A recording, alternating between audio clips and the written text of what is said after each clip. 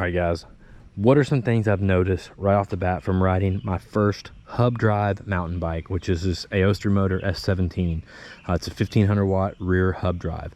What have I ridden in the past? I've ridden a few mid drives, all high ends, Husqvarnas, Specialized Turbo Levos, stuff like that, where you know, these bikes are for really serious technical off-road terrain, and it takes a consistent rotation of the crank. You know, it helps you, but not a whole lot, and when you stop, it stops. That's the big difference about this, at least this hub drive bike. I assume they're all like this, or they're all close. This is way different. It feels closer to like a motorcycle, I think, because you get this crank rotated about halfway and that hub kicks in, and it kicks in, you know, depending on what level you have it on, it kicks in a lot, and it doesn't kick off. You know, you can stop rotating it immediately and it doesn't kick off immediately. It keeps going for a while. You know, if you get a little bit out of whack, you can always, I said in my last video, I kind of use this like a clutch, just pull it in enough to kill the power to the wheel, and you can kind of modulate that power a little bit. But man, it's pretty exciting if you've never ridden a hub drive bike. Kind of leads me to think that if you are riding around town, if you're commuting, if you're doing a lot of flat stuff, not super technical mountain biking, I think you might be better off with a hub drive. And let me continue this video to tell you what else I've felt about it. But if you're doing technical mountain biking, like I was riding off my porch earlier down a couple concrete steps, you can absolutely feel the weight in that hub. And what scares me is the reliability of a hub motor like this, because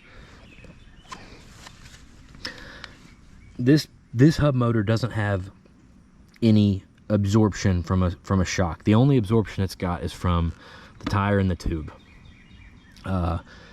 because it's in the center of the wheel. So it's getting all the vibration, it's absorbing all the hits and everything that this wheel's taking that the tube and the tire don't take. The shock does not actually really help this hub motor at all.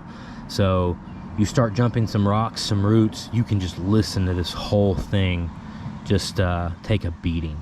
So I found myself dragging the rear brakes over any drop-offs or rocks, and that kind of makes this tire just stick to whatever you're coming off of and not take such a beating. But man, on flat, on the road, it's pretty cool.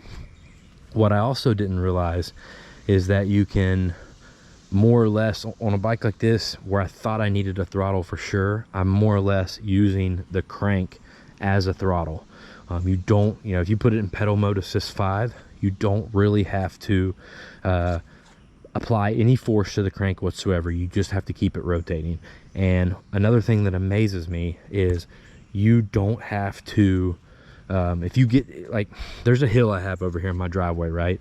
And it will just barely pull the hill with me on it with just the throttle wide open.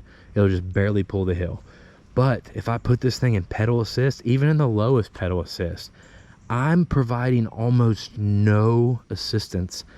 But it's amazing what that motor can then do with just a little tiny bit of assistance of that crank. So then you put it in like pedal assist 5, and it pulls that hill like it's nothing. I don't have to stand up, I don't have to put any force on the pedals, nothing. I'm just keeping it rotating, and the thing climbs it fine.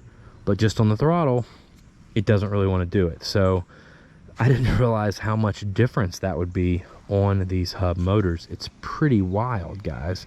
So this kind of led me to believe, based on the few mid drives I've ridden and this one hub drive I've ridden, that if you're cruising around the city, if you're doing you know, a lot of flat stuff, not super technical stuff, not super bouncy stuff, not jumping it, that this hub drive is probably going to be the way to go. And then if you're doing super technical mountain biking, then obviously a mid drive motor is going to be the way to go. And you're going to have to get one of those smaller mid drives, like a 250 watt, if you want it to be legal for mountain bike races and events and stuff like that.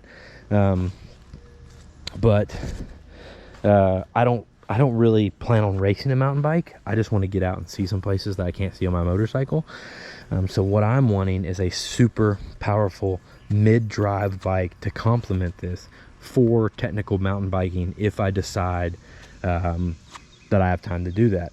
And there's not a lot of options out there, it doesn't seem, for mid drives that are more than, you know, 250 watts continuous, maybe 500 watts. So I'm thinking, you know, I got a Trek 4300. I'm thinking maybe I'll do a build on it, and put one of those Bafang 1000 watt mid drives with the throttle, so I have something I can do more technical mountain biking on that also has plenty of power. So we'll see. But yeah, that's just kind of my thoughts. A few things I've noticed right off the bat from riding the HUB Drive mountain bike. Basically, it seems like I modulate the speed better by using this kind of as a clutch to kill the power on the back, whereas on the mid drive bikes, I would modulate speed all with the pedals, and it was consistent and it was reactive. But this bike, the pedals get you going, the motor really kicks in, and then, you know, I modulated a lot with the clutch, killing power to the back. Yes, I know it's the brake, kind of used as a clutch, what I talked about in the last video. So just some things I noticed riding my first HUB Drive e-bike right off the bat, guys. Thanks for watching. See you in the next one.